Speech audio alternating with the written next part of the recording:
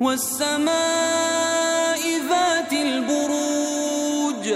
واليوم الموعود وشاهد ومشهود قتل أصحاب الأخدود النار ذات الوقود إذ هم عليها قعود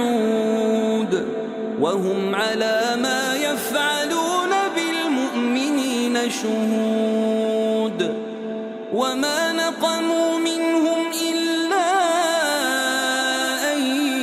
يؤمنوا بالله العزيز الحميد الذي له ملك السماوات والأرض والله على كل شيء شهيد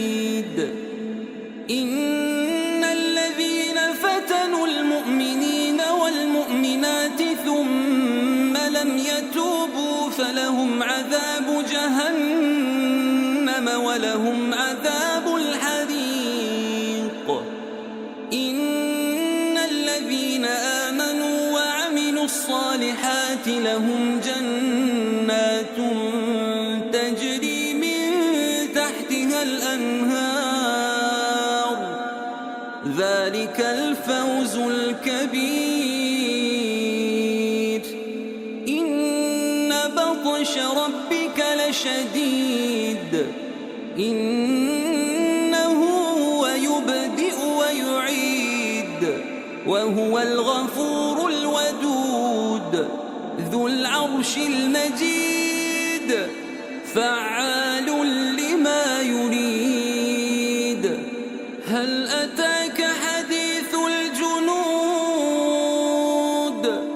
فرعون وثمود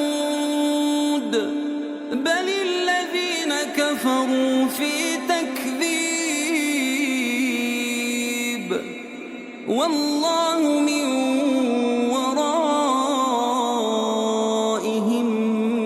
محيط بل هو قرآن مجيد في لوح محفوظ